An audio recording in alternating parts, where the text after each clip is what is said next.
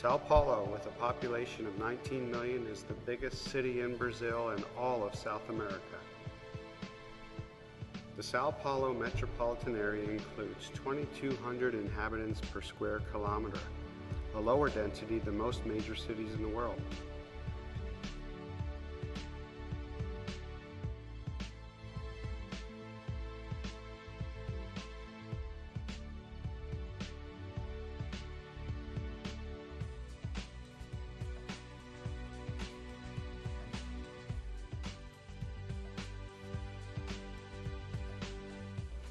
Today, downtown Sao Paulo is witnessing a negative population growth.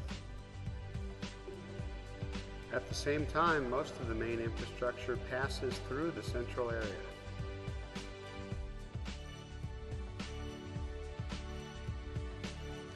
Currently in Sao Paulo, accidental void spaces spread throughout the urban landscape, from its core downtown to its periphery.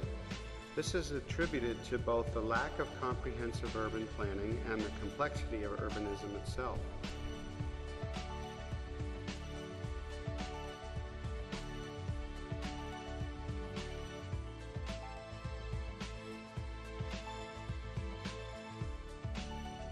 One of Sao Paulo's most important features, and the one that distinguishes it from other megacities, is the scale of these negative void spaces in its downtown area. Currently, the best infrastructure is located downtown, with 2 metro lines, an extensive highway system, and commuter trains. Unfortunately, infrastructure alone has not made the downtown a desirable place for people to live, or for private enterprise to operate. In fact, for most citizens, it is not even a desirable daily destination, but rather is used merely as a place to pass through. But what can fill an urban void space of such size? Conventional urban developments rarely occur at this scale. In Brazil, only one program can fill this void: football. Making football a big part of their daily lives, Brazilians were chosen as host nation for the 2014 World Cup. This will be a tremendous opportunity for Brazil, not only to improve its struggling infrastructure, sports facilities, and high-tech telecommunications, but also to grow its tourism economy and foreign investments.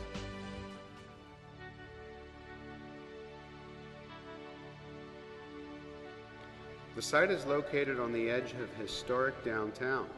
It is both surrounded by and isolated from the rest of the city fabric by a grid of highways and a metro line.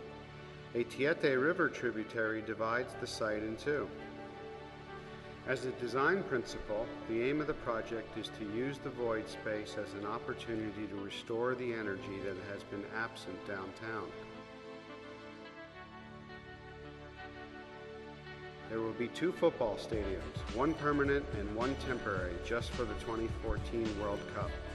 The stadiums will be connected by a vast mega structure that covers the entire site. The ground level will remain as it currently works. However, unused areas will be reinterpreted to meet new demands. These individual areas later will come together in upper levels to complete the whole body of the project. Parking and commercial spaces will be located between the existing buildings and infrastructure.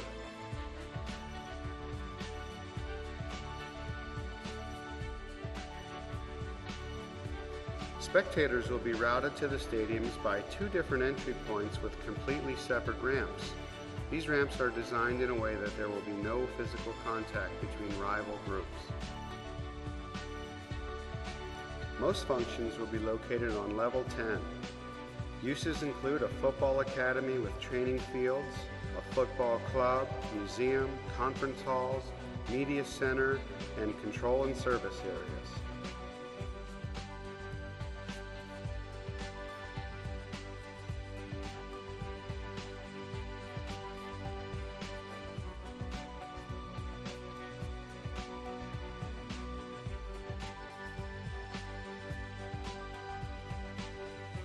The remaining functions will be located on level 15, where more open spaces will be found. These void spaces won't be used initially, but will be available for future needs. All the spaces will be shaped by the building's existing fabric. The proposed process is in striking contrast to Tabula Rasa of the modernist city, where the existing fabric is eliminated to allow for new and formal mutations. Instead, the proposed building fills an existing urban void to create a foundation for future developments, a new open ground based upon the logic of existing fabric and not by way of its denial. Once the World Cup ends, most of the facilities will be removed. The removal will happen in a way that won't affect the overall footprint of the project. Also, the removal of one of the two stadiums will create the void within the void that can be used for various programs in the future.